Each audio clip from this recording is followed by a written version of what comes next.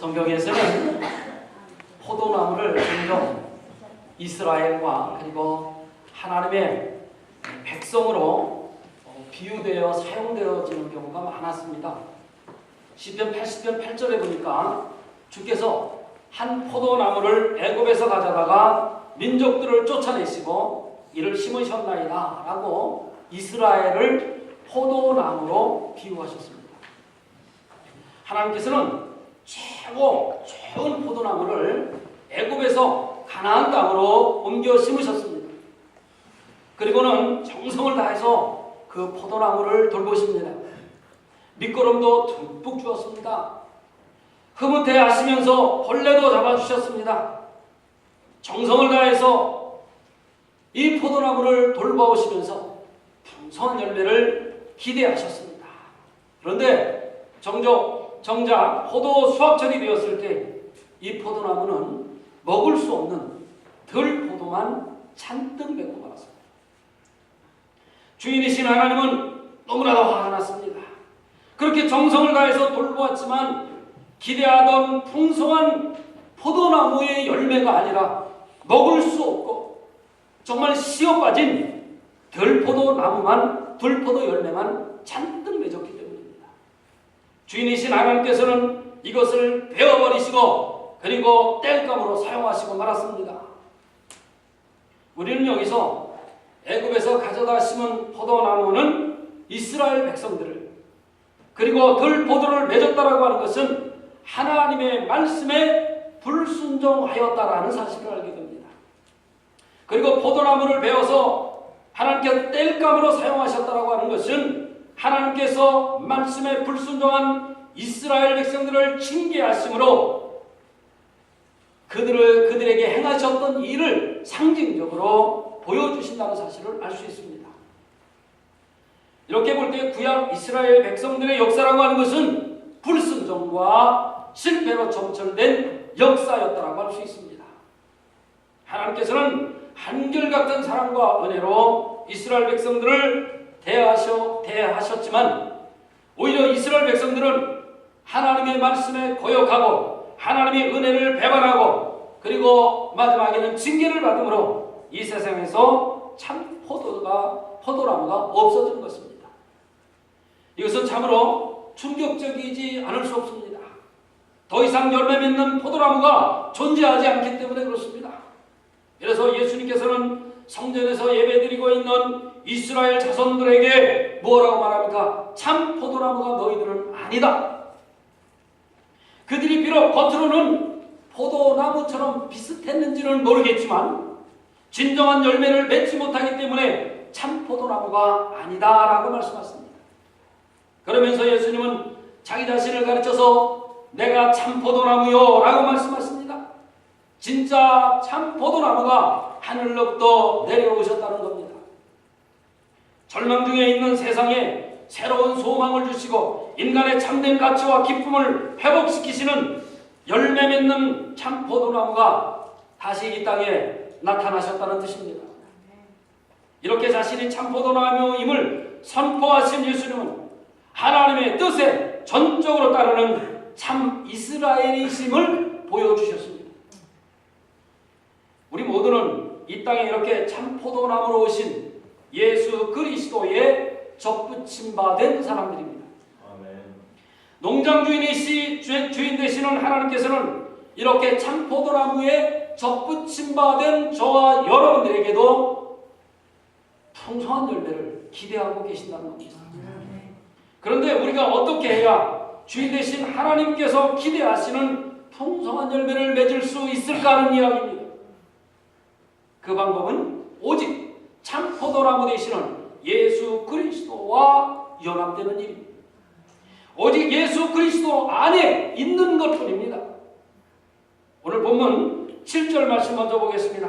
너희가 내 안에 거하고 내 말이 너희 안에 거하면 무엇이든지 원하는 대로 구하라. 그리하면 이루리라. 예수님은 이 7절, 2절, 5절 말씀에서 먼저 자신을 가르쳐서 참 포도나무라고 비유하시고 계십니다. 제가 5절 읽습니다. 나는 포도나무요 너희는 가지라. 그가 내 안에 내가 그 안에 거하면 사람이 열매를 많이 맺나니. 다시 말씀드려서 포도나무 가지라고 하는 것은 원나무에 붙어 있어야만 아무 걱정이 없다 그런 말씀입니다. 원나무에 붙어 있는 가지는 아무 염려, 근심할 필요가 없다는 거예요. 혹시 이 나무가 병들지는 않을까? 아니면 영양분은 충분할까? 아니면 비가 오지 않으면 어떻게 되는 것인가? 뭐 이런 걱정할 필요가 없다는 겁니다. 그 이유가 무엇입니까? 아버지가 이 포도농장의 주인 되시기 때문에 그렇습니다. 포도농장의 주인 되시는 하나님께서는 벌레도 잡아주시고 때를 따라 물도 주시고 그리고 풀도 뽑아주시는 겁니다. 가지가 심어야 할 것은 무엇입니까? 이런 걱정 저런 걱정할 것이 아니라 오직 이 나무에 꽉 붙어서 풍성한 열매를 맺는 것뿐입니다. 가지는 오직 나무에 붙어 있어야만 풍성한 열매를 맺을 수가 있습니다. 만약 가지가 나무에 붙어 있지 못하게 되면 어떻게 되겠습니까? 결국 잘라져서 불쏘시개밖에 되지 않습니다. 열매 맺지 못하는 가지는 불필요하기 때문에 결국 버림당하게 되는 것입니다. 그러면서 예수님은 제자들에게 기도 응답에 대한 말씀을 7절에서 해주시는데 뭐라 그럽니까? 원하는 대로 구하라 그리하면 이루리라. 예수님은 제자들에게 기도에 대한 응답을 두 가지 조건을 제시하십니다. 이럴 때 기도 응답 받을 수 있다는 것을 두 가지로 말씀하시는데 그 첫 번째가 무엇이냐면 너희가 내 안에 거할 때 기도 응답 받을 수 있다. 다른 말씀으로 하자면 예수 그리스도로 힘입어 살면 이라는 말씀이 됩니다. 우리가 어려운 모든 환경을 극복할 수 있는 능력은 오직 예수 그리스도로 말미암는 것이라고 사도 바울은 빌립보에서 우리에게 알려주고 있습니다. 빌립보서 4장 13절 말씀 제가 있습니다. 내게 능력 주시는 자 안에서 내가 모든 것을 할 수 있느니라. 그렇습니다. 예수 그리스도께서는 우리가 그 어떤 환경 속에서도 승리할 수 있도록 능력 주시는 분이심을 믿으시기를 주님의 이름으로 축원합니다. 우리의 능력이 뭐라고 했습니까? 하나님의 능력입니다. 우리의 무기는 하나님의 능력입니다. 그 다음으로 기도에 대한 응답이 있는데 무엇이냐면 내 말이 너희 안에 거하게 되면 기도 응답을 받게 될 것이다 라고 말씀합니다. 이 말씀은 예수님의 말씀을 가장 귀한 보배로 알아서 그 말씀을 날마다 묵상하고 또 그 말씀에 따라서 우리가 삶을 살아갈 때 주님께서는 우리의 기도에 응답해 주신다는 말씀입니다. 그것은 약속입니다. 약속은 어떻습니까? 믿어야만 합니다. 믿지 못하면 약속은 어떻게 됩니까? 깨지고 마는 거죠. 하나님께서 우리에게 이렇게 약속했음에도 불구하고 우리가 믿지 못한다면 기도 응답을 받을 수 없습니다. 약속을 믿을 때 하나님의 능력이 우리에게 나타나는 줄로 믿습니다. 또 말씀에 거한다라고 나와 있습니다. 이 말씀이 거한다라고 하는 것은 그 말씀이 내 삶에서 계속 영향력을 미치는 것을 말합니다. 말씀이 내 삶에 늘 영향력을 미치게 하려면 또 어떻게 해야 되겠느냐는 겁니다. 우리는 날마다 말씀을 가까이 해야만이 내 안에서 그 말씀이 영향력을 미칠 수가 있습니다. 그리고 하나님의 능력의 말씀이 우리 안에 계속 머물러 있게 하기 위해서는 우리는 말씀을 늘 들어야만 합니다. 청종해야만 합니다. 주께서 세우신 말씀의 대언자들을 통해서 나에게 전달되어지는 하나님의 말씀 마음 깊은 곳에 새겨 넣어야 합니다. 그리고 내 생각을 말씀에 통제시키고 그리고 내 삶을 말씀에 제약시켜야만 합니다. 내 하고 싶은 것, 인간적인 생각으로 하나님의 말씀을 무시해버려서는 안 됩니다. 저는 1시간 기도하고 2시간 성경을 읽자고 계속해서 말씀드리고 있습니다. 제가 드리는 말씀에 귀담아 들으시기 바랍니다. 이 일을 여러분이 꾸준히 계속하신다면 여러분들의 신앙생활이나 여러분의 삶이 좌로나 우로나 절대 치우치지 않고 신앙생활 하실 수 있을 것입니다. 그것이 바로 말씀에 거하는 것입니다.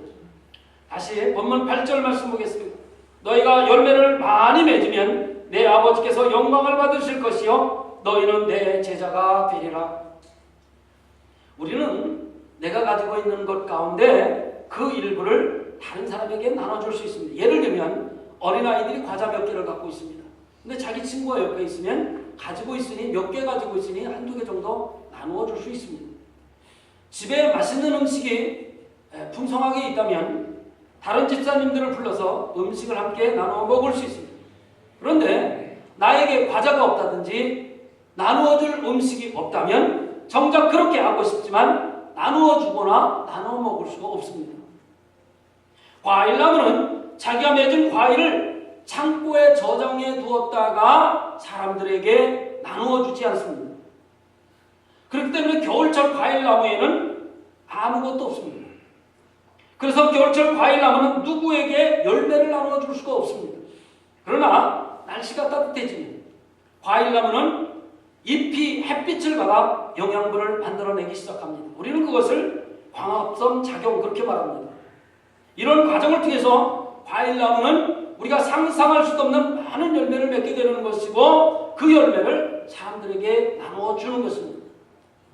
우리의 신앙은 내가 내 신앙을 모아두었다가 다른 사람들에게 나누어 주는 것이 아닙니다. 우리의 신앙도 과일나무처럼 내 자신이 나무가 되어서 많은 열매를 맺어 다른 사람들에게 나누어 주는 겁니다. 우리가 하나님으로부터 오는 은혜의 통로가 되기만 하면 우리는 많은 사람들에게 풍성한 열매를 나누어 줄 수 있습니다. 예수님께서는 제자들의 삶이 바로 이렇게 열매 맺는 삶이고 그것도 열매를 많이 맺는 삶이라고 말씀하고 있습니다. 그럼 많은 열매라는 것이 도대체 무엇을 의미하겠습니까? 많은 사람들은 전도를 해서 사람들을 교회로 인도하는 것 열매라고 생각하고 있습니다. 물론 맞습니다. 그럴 수 있습니다. 그러나 그것이 전도가 아닙니다. 이단을 따르는 많은 무리들 그리고 바리새파와 같은 경우 그들의 가르침이 잘못되었지만 많은 사람들이 그들을 따라다녔습니다. 지금도 이단에 많은 사람들이 따라다닙니다. 그들의 열정은 정말 이루 말할 수 없습니다. 그렇지만 예수님은 그들을 향해서 잎만 무성하고 열매가 없는 무화과나무 같다라고 질타하십니다. 왜 그렇게 예수님이 많은 사람들이 모여있는데 왜 그들에게 무화과나무 같다라고 질타하겠습니까? 그들은 열매가 없고 잎만 무성해서 사람들을 속이기 때문에 그렇습니다. 여기서 예수님께서 말씀하시는 많은 열매는 많은 사람들이 모이는 것을 말씀하는 것이 아닙니다. 그런 것이 아니라 우리가 하나님의 은혜의 통로가 되어 다른 사람들에게 하나님의 은혜를 나누어 주는 삶 그 자체를 많은 열매라고 말씀하시고 계신 것입니다. 마치 과일나무 같은 겁니다. 스스로 지금 현재 가진 것은 없지만 햇빛을 받고 물을 끌어올려 열매를 많이 맺는 과일나무처럼 우리도 그런 은혜의 통로로 사용되어지는 것을 말씀하는 것입니다. 그렇다면 우리가 열매를 많이 맺으려면 어떻게 해야 되겠습니까? 먼저 내 자신을 하나님의 말씀에 철저하게 복종시켜야 합니다. 우리가 하나님의 은혜의 통로가 되는데 가장 큰 걸림돌이 무엇인지 아십니까? 내 자아입니다. 우리가 나라고 하는 존재를 먼저 내세우게 되면 우리는 결단코 하나님의 은혜의 통로가 될 수가 없습니다. 나의 장래라든지 나의 자존심이라든지 나의 필요 이런 것들을 먼저 내가 생각하고 내세우게 되면 나의 자아는 하나님의 사랑을 맡겨대고 다른 사람들에게 가야 할 하나님의 은혜를 내가 가로채고 독차지하게 되는 겁니다. 그래서 예수님은 제자들에게 뭐라고 그러십니까? 무엇을 먹을까? 무엇을 마실까? 무엇을 입을까? 염려하지 말라고 말씀하신 것입니다. 왜냐하면 제자들이 이런 염려를 하는 동안에 결코 열매를 풍성하게 맺어서 다른 사람들에게 나눠줄 수 없기 때문에 그렇습니다. 염려라고 하는 것은 내가 무엇인가 믿고 있는 것이 흔들릴 때 나에게 나타나는 현상입니다. 무엇인가 믿고 있었는데 그것이 아니다 싶을 때 염려가 우리를 깊이 파고드는 겁니다. 그래서 염려가 시작되면 정신이 왔다 갔다 복잡해지기 시작하죠. 일이 손에 잡히지 않는 겁니다. 그러다 보면 자연적으로 그 뒤를 따르는 것이 무엇이겠습니까? 바로 영적 침체입니다. 염려하기 시작하면 끝에는 영적 침체로 이어지게 되어 있습니다. 사실은 이것이 더 무서운 거죠. 염려보다도 영적 침체가 우리에게는 더 무섭습니다. 우리가 영적으로 침체되게 되면 무엇입니까? 우리의 감정까지도 무너지게 됩니다. 정신과 감정이 한꺼번에 무너져 내리는 것이 바로 침체입니다. 이것은 하나님보다 나를 더 의지하고 있기 때문에 오는 것이죠. 그래서 예수님은 제자들에게 약속의 말씀을 해주신 겁니다. 뭐라고요? 너희가 지금 가진 것이 없다라고 염려하지 말아라. 오직 내 안에 있기만 하면, 너희가 내 안에 있고 내가 너희 안에 있으면 너희들은 풍성한 열매를 맺을 수 있는 것이다. 그러니 다른 것, 세상 것 일 때문에 염려하지 말라고 약속해 주신 것입니다. 사랑하는 성도 여러분, 우리가 많이 가져야만 남을 도울 수 있겠습니까? 그렇지 않습니다. 남을 돕는 것은 내가 마음만 먹으면 얼마든지 할 수 있습니다. 내가 가진 것이 없다 할지라도 물질로만이 아니라 마음으로, 정성으로, 기도로 그를 도울 수 있습니다. 그리스도의 사랑이 내 안에 용수든 치기만 하면 주님이 기뻐하시는 일을 우리가 얼마든지 할 수 있는 것입니다. 열매 맺는다라고 하는 것은 나는 가진 것이 없지만 주님께서 나를 사용하셔서 다른 사람에게 은혜를 베푸는 것을 말합니다. 우리가 그러기 위해서는 가장 먼저 앞에서 말씀드린 대로 내 자신을 포기해야 합니다. 나를 포기하지 못하면 그것이 열매 맺는 일에 가장 큰 걸림돌로 먼저 작용하게 됩니다. 마귀는 끊임없이 자신을 무엇인가에 매이게 만듭니다. 우리로 하여금 근심 걱정에 매이게 합니다. 다른 사람, 어떤 사람들과 비교해서 내 자신을 우울하게 붙들어 맵니다.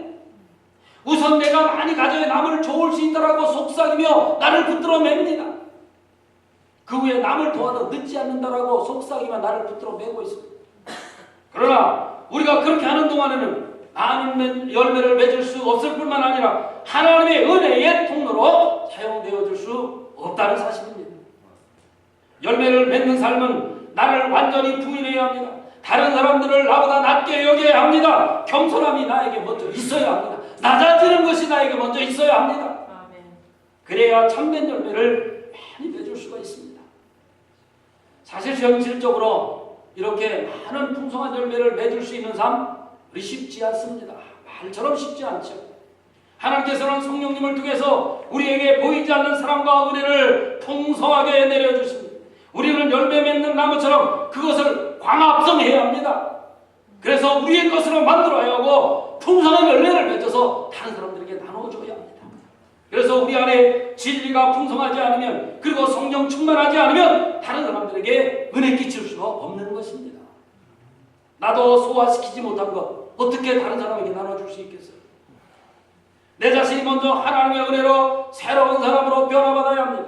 말씀으로 내가 먼저 변화받아야 한다 그 말입니다. 변화된 나의 삶은 다른 사람들에게 잔잔한 감동으로 나눠줄 수 있습니다. 나의 옛 자아가 그대로 살아있다면 결코 다른 사람들에게 감동으로 다가갈 수가 없습니다. 변화된 나의 삶은 다른 사람들에게 큰 도움으로 다가갈 수 있습니다.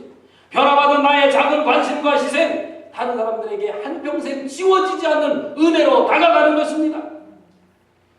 그러므로 우리가 열매 맺는다는 것은 내가 먼저 하나님 말씀으로 새로워지는 겁니다. 낮아지는 거예요. 낮아지는 거, 겸손해지는 겁니다. 그런 사이에 나를 보고 있는 다른 사람들이 하나님의 사랑을 깨닫고 하나님의 은혜를 발견하는 거죠. 그렇지만 나는 내가 열매 맺고 있는다는 사실 잘 알지 못할 수도 있습니다. 그저 주님의 뜻을 따라 작은 순종을 할 뿐인데 다른 사람들이 나를 통해 영향받는 겁니다. 그것이 무엇입니까? 내 안에서 말씀이 영향력을 끼치는 겁니다. 사랑하는 성도 여러분, 그럼에도 불구하고 우리가 명심해야 할 것은 내가 다른 사람들에게 무엇인가 하려는 것을 1차적인 목표로 삼는다면 우리는 위선적일 수밖에 없고 얼마 안 가서 그 일 때문에 짜증나고 말 것입니다. 그렇지만 하나님의 말씀이 내 삶의 중심이 될 뿐만 아니라 하나님께서 나를 은혜의 통로로 사용하실 때는 나도 모르는 사이에 많은 사람들에게 풍성한 열매를 맺어 나눠줄 수 있는 것이고 그들에게 영향력을 미치게 되는 것이고 나에게는 한없는 기쁨으로 그것이 돌아오게 되는 것입니다. 그 다음으로 내 아버지께 영광을 받을 것이요 라는 말씀을 하고 계신데 이것이 무슨 말씀이겠어요? 먼저 사람들이 하나님의 존재를 깨닫게 된다는 말씀이에요. 사람들은 하나님의 존재를 머리로는 아주 잘 이해합니다. 그런데 문제는 무엇이냐면 실제로 그들 마음속에 하나님이 없다는 거지요.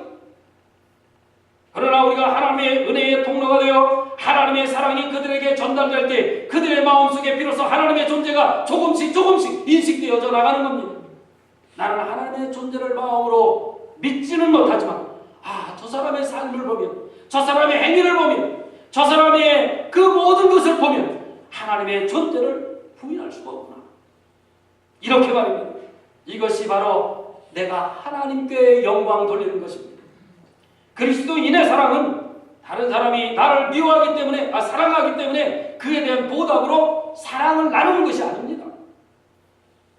그 사람이 나를 미워하고 시기하고 질투한다 할지라도 내가 먼저 그 사람을 다가가서 사랑해 주는 겁니다.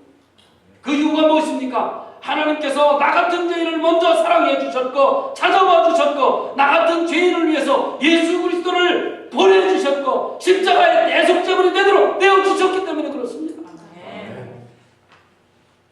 그리고 나의 죄를 용서하셨기 때문에 그렇습니다.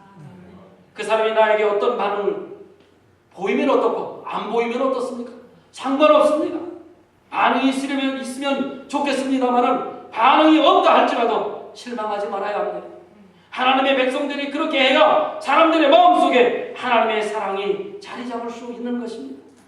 그것이 하나님 앞에 영광 돌리는 것입니다. 그리고 하나님께 영광 돌린다는 것은 이런 사랑을 알게 해주신 하나님 앞에 감사드리는 일입니다. 어떤 사람이 매우 중요한 사실을 모르고 있어서 엄청난 손해를 볼 수 있게 되었습니다.